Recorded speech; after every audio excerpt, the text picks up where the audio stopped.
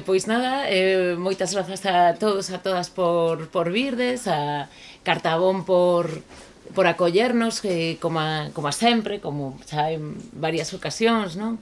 Sempre unha casa, unha libraría que é unha casa para nós. Estamos aquí para presentarvos este Mundo Carne de Branca Trigo, xa que teño pois a sorte o cometido e responsabilidade tamén de falar un pouco deste libro. Vou comezar por dicir que Branca chega aquí cunha voz xa bastante definida, non? Eu diría, a pesar da súa mocidade, e moito traballo, sobre todo nos últimos anos, como poeta, como editora, como, de alguma maneira, tamén dinamizadora ou axente cultural, non? Codirixe o selo a editora independente Malafera, especializada en poesía, en fanzines, publicou os libros Coñecemento do Medo, Condolore, Transo e agora este Mundo Carne. Acaba de recibir, bueno, non exactamente acaba, pero bueno, hai pouco tempo que recibiu o premio de poesía do Concello de Carral por Especies Invasoras, un libro que o xurado definiu como unha exploración radical da identidade, do desarraigo, e ademais tamén acaba de ver a luz Vomitei Deus, unha antoloxía bilingüe galego-castelán que contén unha selección de poemas da súa obra, incluindo poemas de Mundo Carne, pola que marcha mañá ás 6 da mañá a Valladolid a esparcir por aí, non? Este libro, esta antoloxía. A mí pareceme que non é casual que o seu traballo se vincule tantas veces con outras disciplinas, coa ilustración. A ilustración está moi presente en Malafera, como sabemos que os que coñecemos a editorial, non? Tamén a música, a performance ou, en todo caso, a poesía na súa dimensión oral, así como tamén residencias artísticas nas que estiveche en Suecia e tamén en San Simón, porque no que fai Branca eu creo que hai unha vontade moi explícita de pensar a poesía en si mesma como unha linguaxe híbrida, como unha zona de cruce entre xéneros, formatos e entre especies, poderíamos dicir, para introducir o libro xa, non? O libro ábrese cun xesto, de alguna maneira. Di, estes documentos foron atopados no estómago fendido dun raposo. Desde estas primeiras palabras, Mundo Carne sitúanos nunha escena de lectura moi particular. Quizáis non estaremos diante só dun volume, dun conxunto de poemas, senón tamén dun arquivo, quizáis dun arquivo apócrifo, fragmentario, rescatado dun interior animal, non? Hai algo, polo tanto, antropolóxico tamén, case forense, nese xesto, non? O poema como un documento atopado nunha disección, nunha autopsia, non? Esa relación tamén, polo tanto, coa carne, non? A voz que fala di: eu, que son carne, abro un ollo. E a partir de aí, o libro enteiro parece desenvolver as consecuencias desta declaración. Que implica falar desde a carne, que implica construir un mundo carne no que as fronteiras entre o humano e o animal, que tamén é humano, entre o corpo e o territorio, se están cuestionando de alguna maneira continuamente. Segue o libro. Eu que fun can durante anos e esquecín como morder e perdín pelo e camiñei a dúas patas ata poder escribir estas palabras. Eu que fun a última cobra en deixar pel entre as palabras dos amantes. Algo que poderíamos ler como unha especie de autobiografía mutante, quizáis. A identidade non se enuncia en termos psicolóxicos ou biográficos, senón que vai máis cara ao territorio do zoolóxico, do orgánico, non? Ser can, ser cobra, ser carne. Hai outra cuestión que tamén me chamou a atención neste sentido, cando di fago nación mantendo esta fe arriscada no interior das cousas. Facer nación da fame e fame da palabra, agardar un dicir que me libere. Coloca unha palabra e un concepto, non? O de nación vinculado, moi cargado e moi vinculado sempre coa dimensión política, non? Coa dimensión social, e que neste momento, neste libro, introdúcese máis ben na dimensión do corpo, non? Colocas ese concepto e lévalo cara aí, non? Se abrimos o libro, se nos mergullamos un pouco máis nel, veremos que hai como... Non lle chamei capítulos, para min non son capítulos, tampouco sei se son partes, son como áreas que poden ser dun videoxogo, tamén pensei niso, porque ás veces nos libros que ten editado Malafera e nos que ti mesma tes feito, tamén se, digamos que se xoga un pouco, non? Con ese outro formato, por así dicilo, non? E hai unha mitoloxía propia. A corda, o porco chamado Pic, a nena filla única, as pombas mutiladas, as crianzas que se perden e se encontran en carne, un mundo narrativo, de alguma maneira tamén, e delirante, é dicir, elaborado dende un delirio, dende unha realidade transformada, non?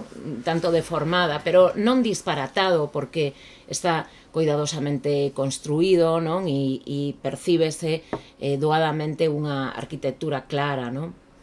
Querería determe nalgúnas das figuras, non? A corda é un dos núcleos simbólicos do libro, a meu ver, por unha banda un instrumento de suxeición, de violencia, non? De alguna maneira, a atadura ou non, pero tamén é aquilo que mantén o mundo carne, unido, aquilo que evita que todo se desgarre, se esboroe, non? No informe de autopsia da corda, a corda aparece como un elemento que ata o mundo para que non caia en sí mesmo coma tripas. Así aparece, non? Entón, isto levoume a pensar que Mundo Carne pensa a corda como unha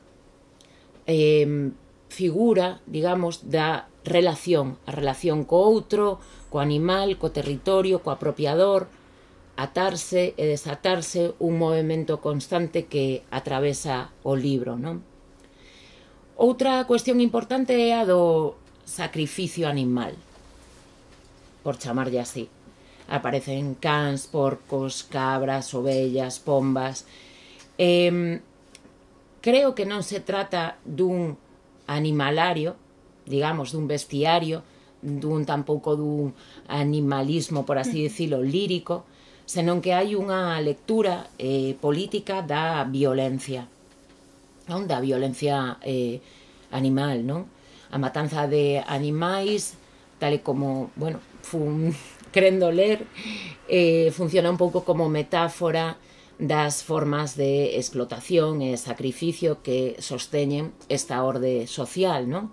Os corpos animais son tamén un espazo para, digamos, a proxección, ás veces, non? Deme a min a sensación no libro de culpa, de desexo, do coidado e ao mesmo tempo tamén do consumo e da devastación, non? Eu creo que tamén polo que temos falado, Branca e eu... Quer entrar xente? Sí. Bueno. Hola. Pois hai un interés en Branca, non? Con toda esta idea, esta formulación do posthumano, non? Comentáramos que cuestiona, polo tanto, a centralidade do humano, non? E a súa suposta superioridade moral, non? Ben, non me quero deter moito máis aí. Si que quería falar un pouquiño da tábula rogeriana. Sí, rogeriana, bueno, sí, non sei. Rogeriana, sí, coméntanos ti un pouco se queres. É simplemente, pois, unha cartografía que existiu feita por un autor, Muhammad al-Idrisi, e que eu aproveito un pouco como un trasunto poético en momentos para empezar a construir ese mundo, non? O mundo carne está sempre en relación ca escrita,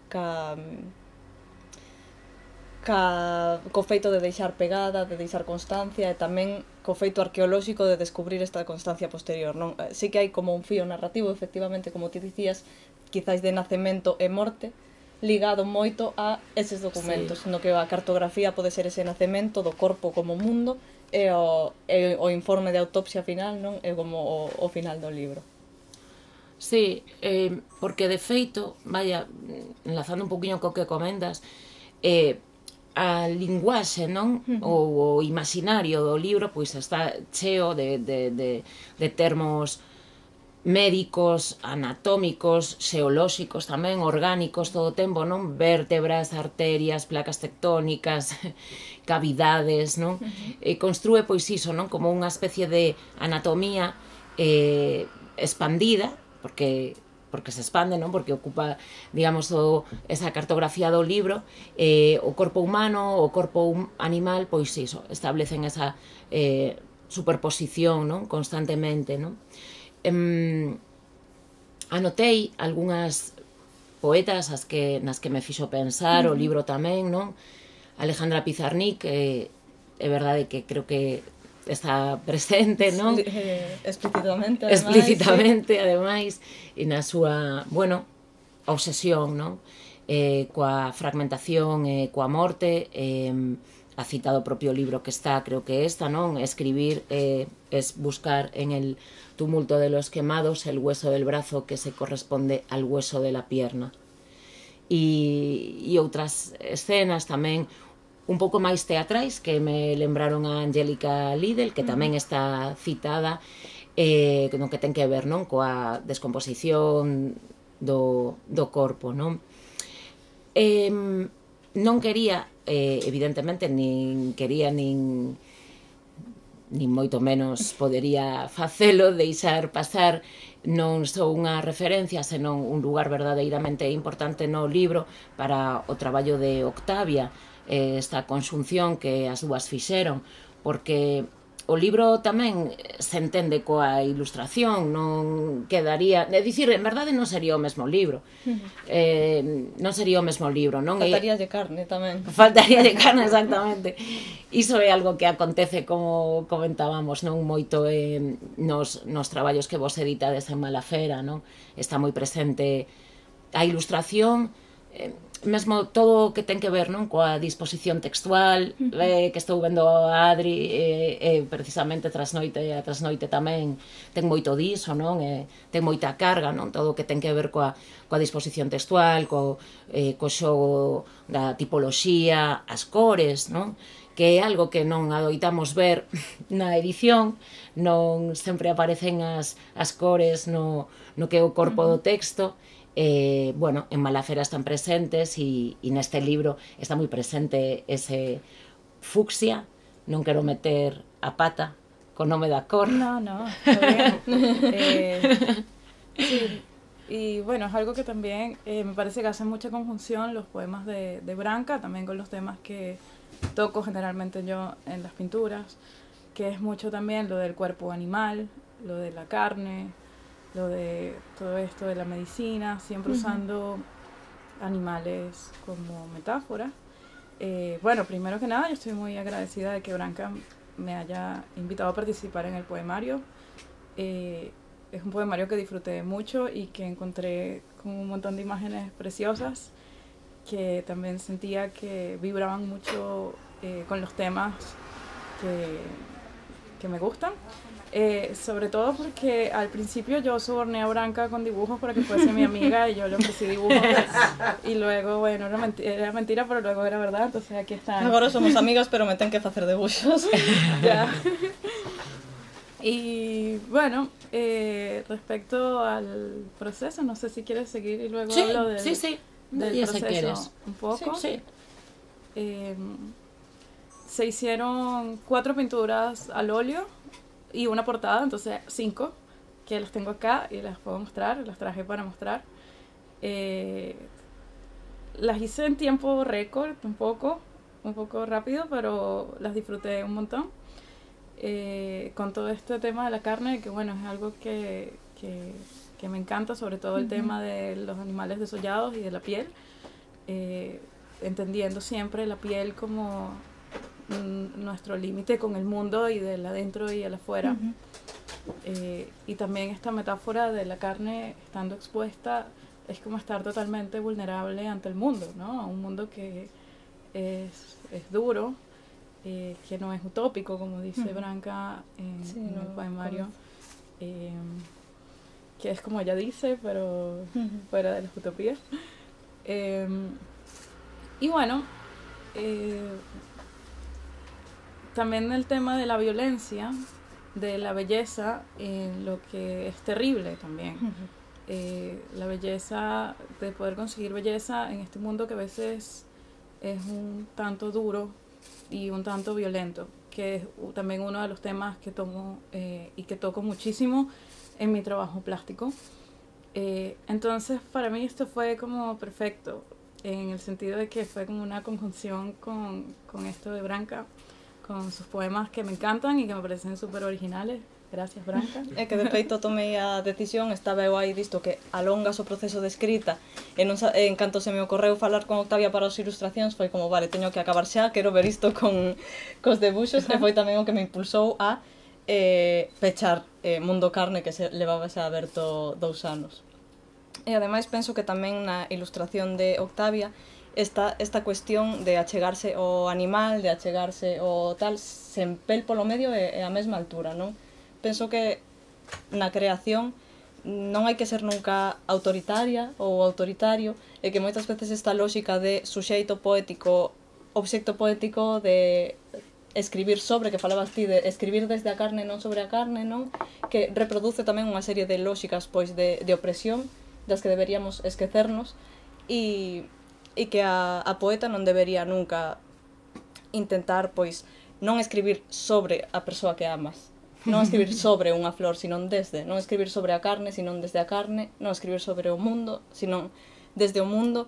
En este libro intentei facer un pouquiño iso.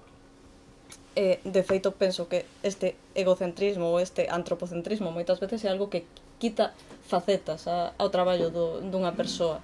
Por eso non hai fascistas que sexan grandes poetas. Poden aprender a escribir ben, pero nunca van ter algo de verdadeiro interese, non? Porque o autoritarismo é un inimigo para o que facemos, non ser capaz de poñernos na pel do outro ou sen pel ante o mundo, quizáis nos fai que nos perdamos moitas partes da realidade. Un exemplo dunha gran poeta, aínda que non sexa escribindo poesía neste caso, por exemplo, Irene Solá, que en Canto yo e la montaña baila, pois escribe desde a perspectiva das nubes, das montañas, dos cans, e para min iso fai que o que facemos sexa moito máis rico.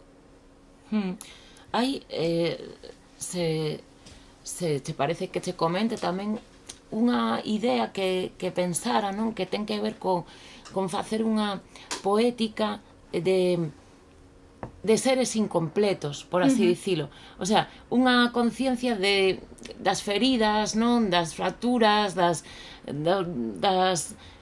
alguma maneira infancias perdidas, danadas, non? Observo que moitas veces non hai esas referencias a unha especie de solidariedade de alguna maneira entre, bueno, iso o que pensei como, anotei como seres incompletos, non? E desde aí mirar frontalmente a esa violencia, non? Non? A esa determinación, non? Clasificatoria, non?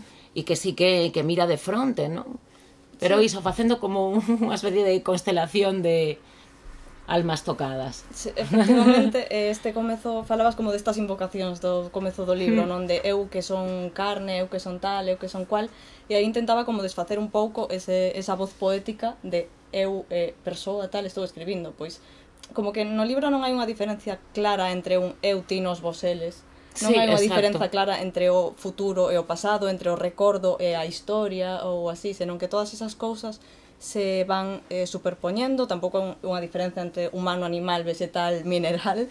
E logo sí que ten este fío narrativo, Sí. que comentaba que comeza con Nacemento e remata coa Monte, e que é máis que nada unha historia de amor e de violencia tamén,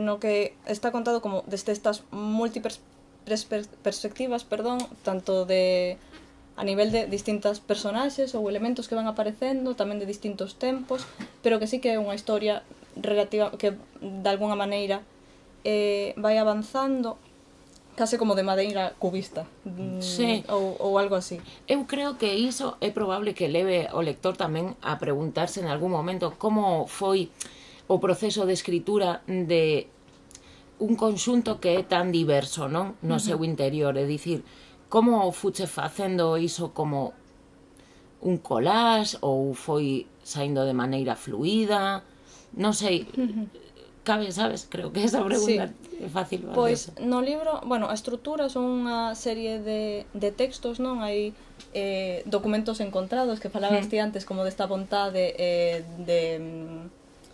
pois de arqueoloxía ou de antropoloxía ou así, que igual replican testimonios de bruxas, dos xuizos da caza de bruxas, informes de autopsia, contido dun enxoval funerario e así. Todo isto son temas sobre os que eu ia lendo ou investigando pois na miña tese doutoral, no meu traballo na área de igualdade, que iba estudando pois sobre a menstruación ou non sei que tal, e decía, vale, eu quero escribir sobre isto, pero quero escribir sobre isto de outra maneira. E entón, a ver, parece así un libro un pouco escuro de entrada, pero é certo que o pasei moi ben porque me permitiu investigar, ler sobre cousas que me molaban e logo pasarme o rigor polo forro un pouquiño e poder escribir o que quixen, sabes?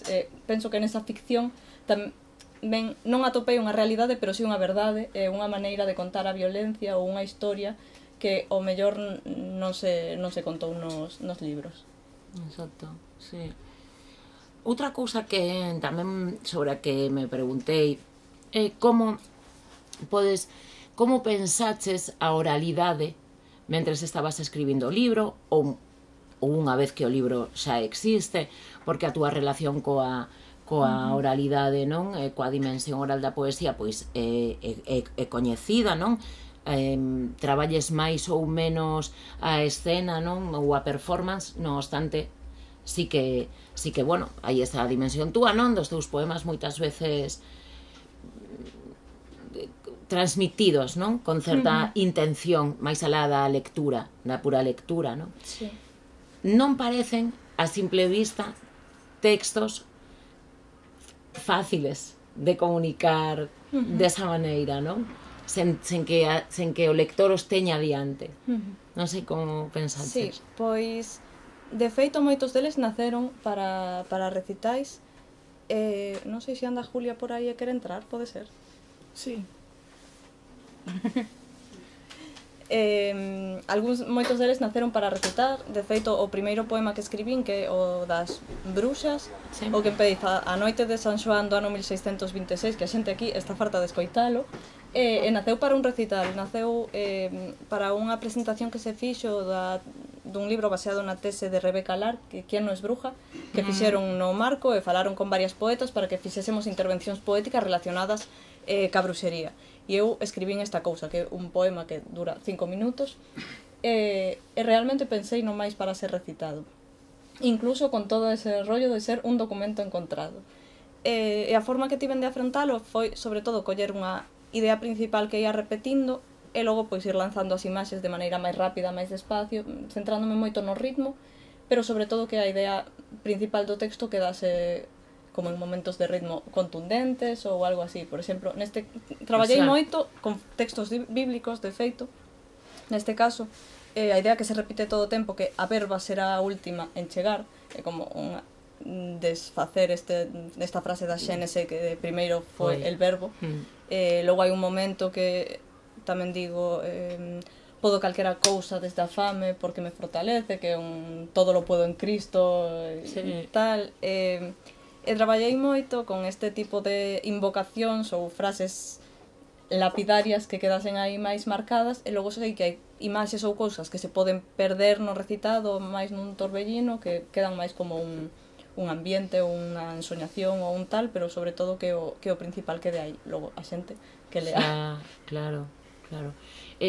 Quizáis, Octavia, non deixes de mostrarnos as óleos, sí? Porque estes aí, joder, merece a pena.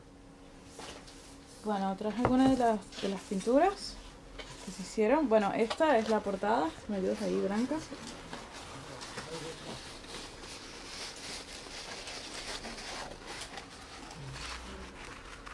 Bueno, que no veo. Pero esta fue la portada que se hizo para Mundo Carne. De hecho, la pasamos muy bien haciendo la portada Branca y yo, porque la hicimos ahí en casa y poníamos metal. Estuvimos las dos con... Sí, escuchando música y un poco diseñando.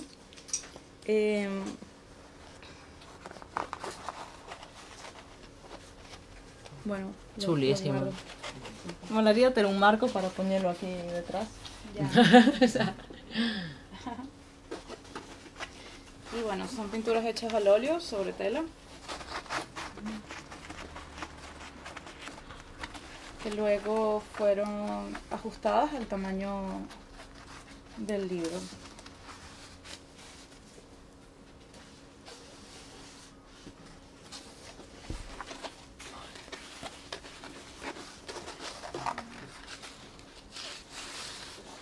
Una de las pinturas. Dentro. ¿Quieres que vaya pasando? Sí. Justo que estábamos hablando de la cabra y los animales de sacrificio, que les subo. Es que soy chiquita, no llego. Y mucho jugando con estas imágenes médicas de las venas y todas estas cosas que se ramifican, como los árboles. ¿Podemos ver lo último, que es mi favorito? La tela. Sí, falta otro, solo traje 3. Sí, este. Solo traje, y bueno, este é o meu favorito. De porque aparte o fixemos cando estábamos as dúas menstruando, entón lle chamamos o monstro da menstruación. Sí, exacto.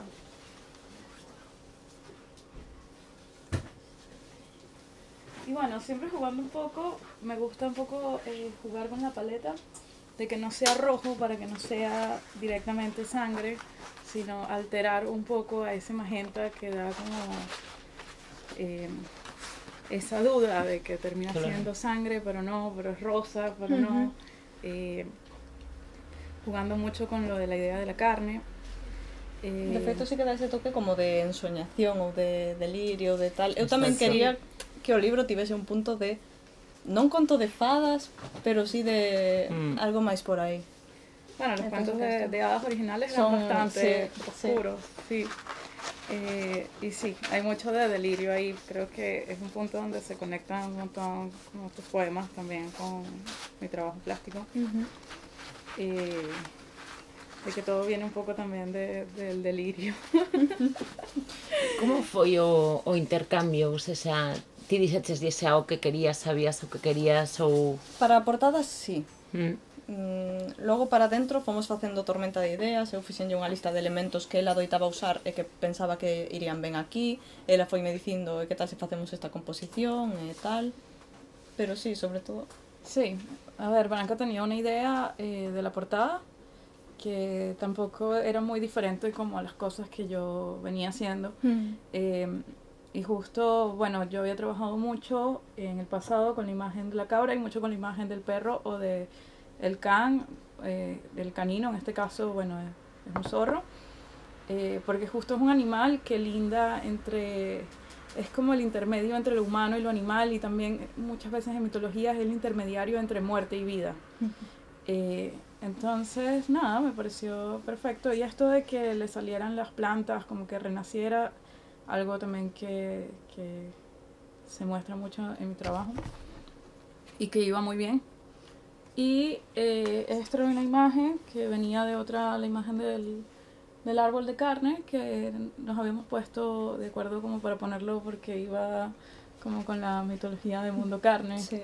E logo hai a ra, que é o meu detalle favorito, que se abrides a la tela hai unha ra pequeniña. Sí, que está junto al zorro en la pintura. Sí. Y bueno, después de estas pinturas en óleo están las piezas digitales, que son los detalles que se ven en algunos de los poemas, donde hay una rana, un sapo,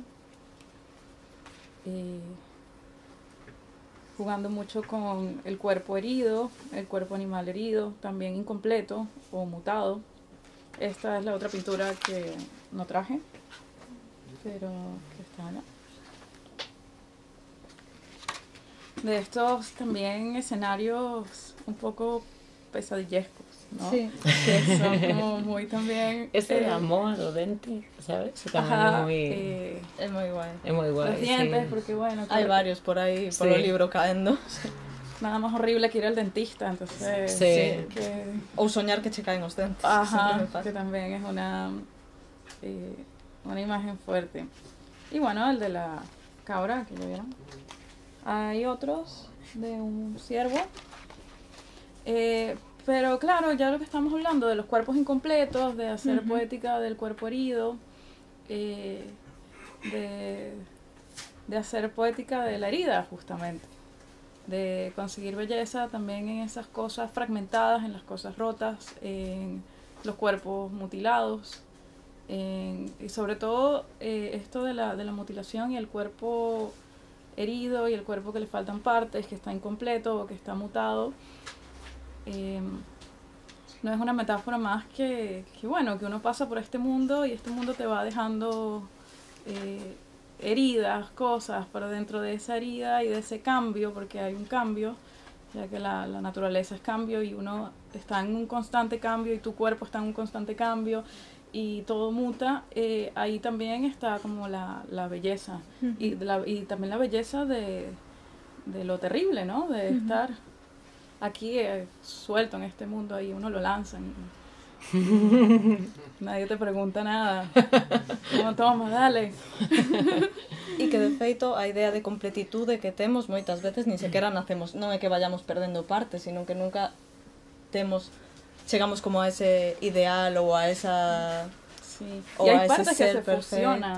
Sí, claro. Por ejemplo, estaba leyendo sobre las vértebras de la columna, justo que uno nace con 33 o 32 e logo pode ter menos. y después se fusionan hasta que tenemos 26. O sea, hay unas cuantas vértebras que se nos fusionan y entonces es eso, el cuerpo está en constante mutación como la vida misma y bueno, nada más incómodo que tener un cuerpo. Que tener 26 vértebras. Y tener 26 vértebras y todas estas cosas, ¿no? Total. Sí. Pois lenos algo, non, Branca? Claro. Digo eu. Pois vou recitar un poema porque... Bueno, porque xa o recitei, pero cando o recitei dixen esta é a última vez que o leo ata que este o libro en físico. Entón, hoxe é o día. É un poema que escribín para un evento en Pontevedra que se chama Animais Nocturnos, que eu decidín escribir sobre o sangue. Leo porque está a miña nai por ali e hai unha referencia á súa habitación de coser. Leo porque está Adri por aquí e é un poema sobre facerse maior no que saen referencias vampíricas e o sangue e así. Tamén vai sobre que che baixe a regra e que che doa moito a barriga. Bueno, de moitas cousas. A protagonista é Corda, que é o personaxe principal do tal. E todo este rollo é porque non a topo realmente, tampouco.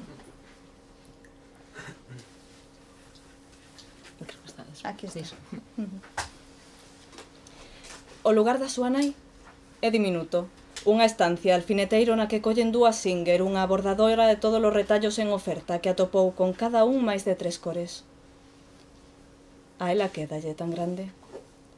A nai cose ás veces e ás veces, polo menos unha vez, caelle a agulla. O lugar da súa nai é inconsistente, todo febras e tecido e ás veces a punción na súa toba.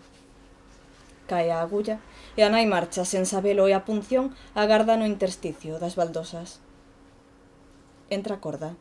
O lugar da súa nai é misterioso, pouca luz e moito bosque, todo inútil. Entra Corda investigando ese lugar que se comporta como un irmán secreto. Entra Corda na espesura e pisa forte. Unha bágoa sobre a empeña e un silencio. A agulla viaxará toda unha vida polo torrente sanguíneo. Non acabei. Pero podo parar se queredes. Espertas para escoitar un conto, sentindo sobre o ventre un círculo de lobos que se pecha. Érase un castelo, roupa fría. Érase a si mesmo como os tolos. Érase reflexivo e intrincado pensando coñecerme é un ritual de salvación. Aquí xa non hai nada que comer. Extrañase la condenada ponte que entre un mar de sangue e un mar de dentes arqueaba a columna e respiraba. A agulla caendo. Preguntas por que os pés dos cervos son pequenos. É para apuñalar a neve, pero iso non ten nada que ver ca historia. Deberías non mexelo irremediable e tes a cara hinchada. Queres sabelo todo deste mundo. Queres saber do océano e drenalo a lambida para unxir con sal o quiño da endodoncia. Queres sabelo pan e estragas a colleita, documentas cada fase do proceso. Queres saberte adulta e faste dano. Quen viva no castelo é un silencio tan profundo que se te precipitas non chegarás á verba en 8 días ata que algunhas aves se entrelacen. Neste silencio caen todas as horas. Aquí estaba a fame. Diráslle o meu can, pero é silencio. Contas todos os dedos das túas mans para saberte experta. E volves a contar, e outra vez así ata que aceptas que ese novo número é correcto. Tanto é todo o que perdiches. Manter o corpo unánime non é para débiles o liberar fragmentos en ferida destensas e unha corda amoratada. Permíteo. Atopar o teu lugar é unha vasca e a súa interrupción unha consigna antiga de catástrofe a infancia en vivisección pisando o porqué das cousas ca brutalidade íntegra dos conquistadores. O teu redor, os sapos resucitan e din palabras novas honrando a derradeira especie extraña. Tes un halo de sapos fermosísimos e aprendes a falar no seu idioma de grumos sobre a noite. Entrégoche un lugar de carne e puga onde medrar tranquila, esgazándose. Aquí a villa trae sangue e cando chove as camas asolaganse vermella. O teu lugar é líquido, furioso e vibra cun ensalmo de hemorraxia. Non temas, pois ti esa primeira e esa última. Deixaches animais atados polo rabo ata facelos nube que dicir caer a sangue sobre ela. Bebiches. Herdaches da túa nai o don fatal das malqueridas. Quen te ame esquecerá o que é amar. Non nacerán máis nenas nesta casa. Querería que soubeses que si hai un lugar que descansar, que non sempre vas ser fame e non sempre vas sentir a culpa dun extraño nos teus pés. Querería que soubeses que aínda non pasou todo, para ben ou para mal. E para ben ou para mal, pasará. Serás o sal nos campos. Saberás todo deste mundo. E o saber será unha agulla nas túas veas.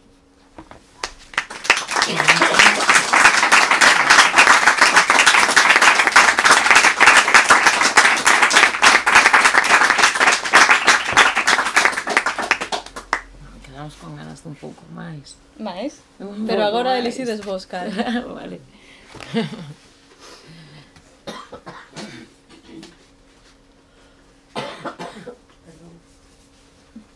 A min tamén me traizoou a carne hoxe, estaba dicindo, porque teño un resfriado que levo todo o día na cama rezando por ser capaz, así que se me escoitades a voz chunga é por iso.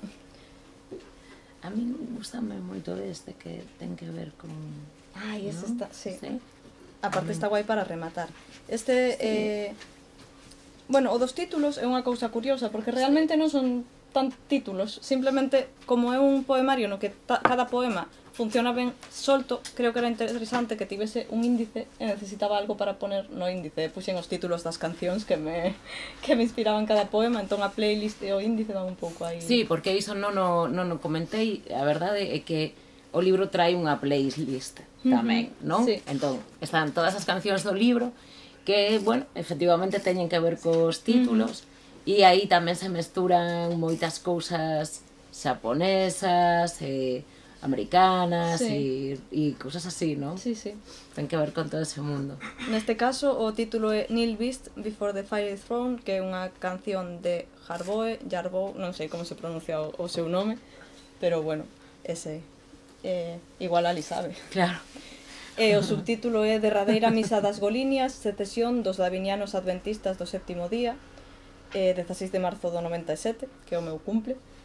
Os davinianos existiron, as Goliñas non, pero dixen si de David Goliat, de davinianos, a secesión, as Goliñas. Perfecto. E é todo unha reescrita da Apocalipse de Xoán, e hai moitas fragmentos que son prácticamente. Dixéronnos que isto era o progreso, este regurxitarnos nas estrelas afiadas contra o cancro, un preludio, un cristal, un mar sacando as unllas, camiños para as bestas fragmentarias do porvir. Dixéronnos que o mundo era un espello, e crevámolo, pero éramos nos mesmas. Que alguén lles diga agora as que veñan que os espellos non sangran. Todos os animais sacrificados teñen vísceras de sobra, teñen cornos e cabezas e apéndices que non lles corresponden. Xúntase os nosos pés os animais, e son milleiros. Teñen ollos por diante e por detrás para non perderse nada, e xuntanse as persoas e todas van sen ollos para non recoñecerse. A lúa está vermella e deducimos que é un coágulo. O sangue frica branco e confundímolo con leite. Arrepentímonos. Como de naturais son as catástrofes, se nacen dunha lenda. No centro do deserto, que é un centro do planeta, un candelabro enfermo abrirá os brazos, suxeitará o vento e o ceo será inmóvil, pestanexando un canto sen saída. Nunca recordaremos o que é non estar ardendo. Suicidaránse as illas recibindo boca rasa un veleno de acción lenta, as bocas abriránse e mostrarán o dobre gume dunha espada, así coñeceremos esas bocas que dormían porque abrirán na carne un túnel para os povos.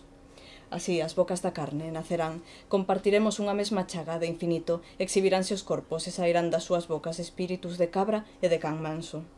Descenderán con furia, pois teñen pouco tempo para traer as pragas.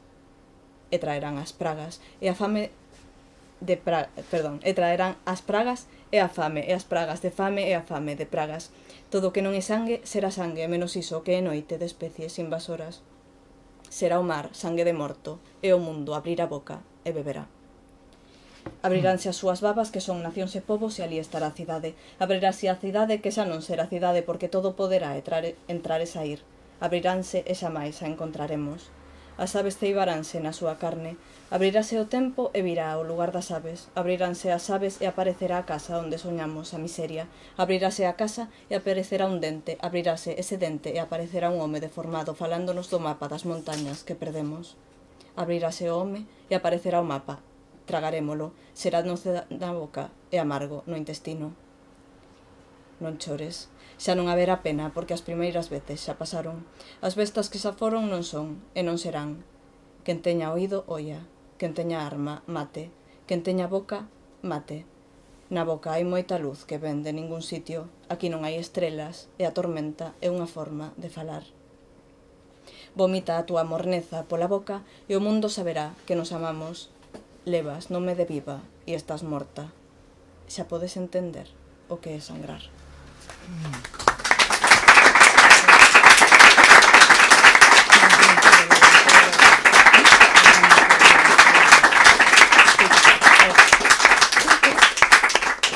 Bueno, había anos que non me trababa tanto recitando. Eu creo que se viu bastante claro, non, con estes poemas, o imaginario un pouco, ti dixeche de conto de fadas, tamén, bueno, de conto de fadas, exactamente, non? De esa maneira, eso é profético, como se lle deses un pouco a volta a un libro profético, sabes? Sí. Como isto que comentabas da Biblia, non? Do Antigo Testamento, eu creo que está presente ese ambiente, non? Un pouco ese ton, e se lle deses a volta, digamos, a orde das cousas, A non? Antibiblia. Bueno, hai aquí Antibiblia. a canción de Anti-World de Nina Hagen tamén, Sí. como un antimundo, non? Sí. Sí, pero o que comentábamos dos danados dos mundos e dos seres incompletos, Sí. como, digamos, que fixesen o mundo eles, non? De feito, falase todo o tempo pois das fendas, dos buratos, das patas que lles faltan as pombas, esas cousas Eso é. que faltan pero non deixan de existir, non? A perda está moi presente tamén. Exactamente, sí, sí, sí. Todo ese... En plan, isto é recuperar un pouco as cousas que perdimos, os documentos que inda que non existen están por atopar, de reconstruir. É un pouco como cando os paleontólogos se inventaban un dinosaurio a partir dos fósiles e lle saía unha cousa extraña. Pois esta é a miña cousa extraña, non? Pero que tamén sae de algunha verdade ou... Sí. Se queres, podemos referirnos un pouquiño en relación aos teus libros anteriores, o traballo que levas feito. Non digo só os libros, porque hai máis cousas, non, nas que traballas, todo o que ten que ver coa editorial tamén. Pregúntome en que punto da túa trayectoria, obviamente, pois no máis recente, porque para iso estamos presentando, pero quero dicir como relacionas ti cos teus libros anteriores, non? O sea, que ollada nova lleves ou diferente en relación á transformación da que falaba antes Octavia, non? Constante que experimentamos, porque eu si che dicía antes que vexo cousas moi distintas en relación aos teus outros libros. Creo que igual co que máis ten que ver é con Coñecemento do Medo, como o primeiro libro, porque o proceso de escrita foi máis semellante, foi moito máis pausado, é moito máis como que eu tiña a sensación de estar facendo o meu libro. O libro que unha vez que o acabe xa non vou saber o que dicir. E pasoume o mesmo cos dous. Como esta é unha historia pechada que realmente resume a miña concepción do mundo agora mesmo. Tamén tivo que ver co momento vital, na medida en que eu cando escribín Coñecemento do Medo estaba sin facer nada, e cando escribín estaba xa traballando de poeta, entre comillas, estaba en residencias literarias, podía dedicarme tempo realmente a escribir. Non obstante, cando escribín con Dolores, escribín traballando de camareira, en parte no blog, tal. Cando escribín Especies invasoras, que gañou agora o premio de Carral, escribín traballando de teleoperadora, entón, entre chamada e chamada facía así, tal, non sei que. Entón, é un libro máis... non máis profundo, pero máis traballado en profundidade. Menos en cara adiante e máis cara adentro, quizáis, con máis capas, e penso que ten moito que ver. Si a Branca que escribiu Coñecemento do Medo soubese escribir mellor, escribiría Mundo Carne e fixo. Bueno, non é iso, ten que ver cos momentos, non? Como dis, non? Coa disposición tamén que ten. É como si escribise Coñecemento, pois, cun pouco máis de práctica na escrita, pero... O sea... Sí. De idade e todas esas cousas, non? Bueno, do tempo que pasou e todo iso, sí.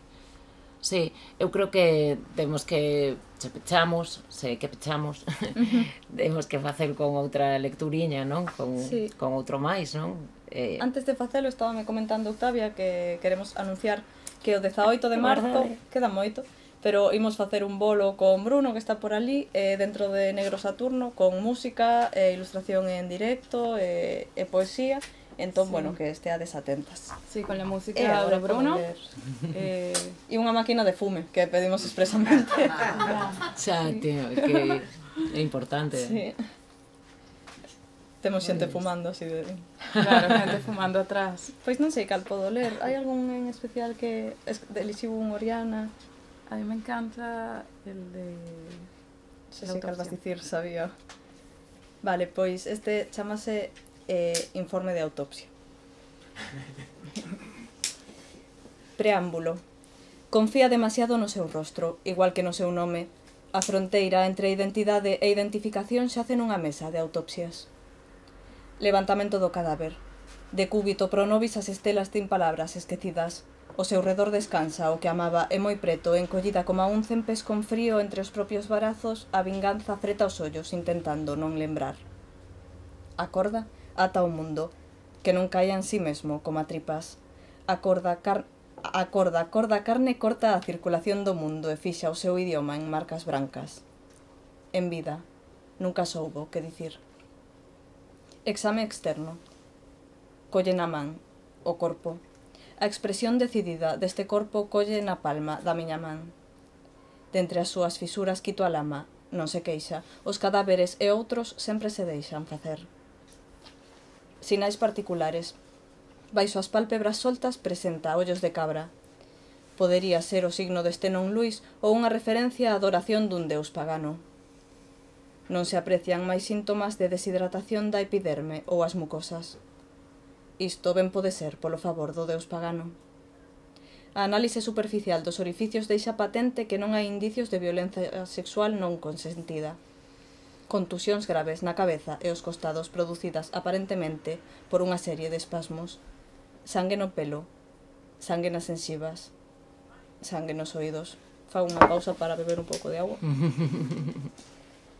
Exame interno. Unha invasión de moitas, saberse en casa allea ali onde todo é frágil, é vermello, é perigoso. Que nun andel moi alto apareza algún obxecto que hai anos se debeu tirar ao lixo. Que as pombas desde fora colidan contra as fiestras e se entendan, como vento, que un clima de pombas tape o son intelectual e comedido da carne a endurecer. Amputación. Entrar como a quen sae, collendo aire, recuperar o alento no intestino dun cadáver. Ter coidado ou escazar, que din que así se esgaza menos, ler teoría de colonial e quedar tranquila.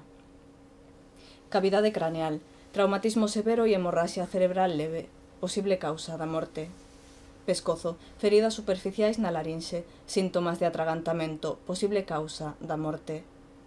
Raquis, libre de lesións, columna interrogante resultado da escoliose, dúbidas infinitas e problemas de mobilidade, dificultade para correr o suficientemente rápido.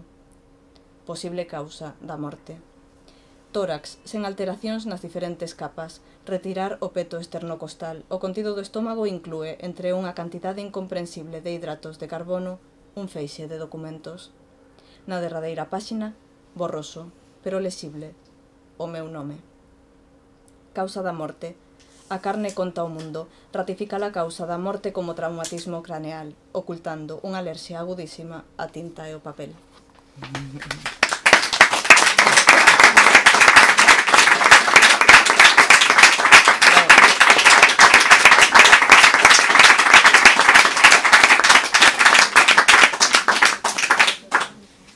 Bueno, pois felicitámonos por este libro, porque estea connosco Mundo Carne, que xa este aquí, que xa forma parte de ti, pero xa forma parte de nós, ¿no?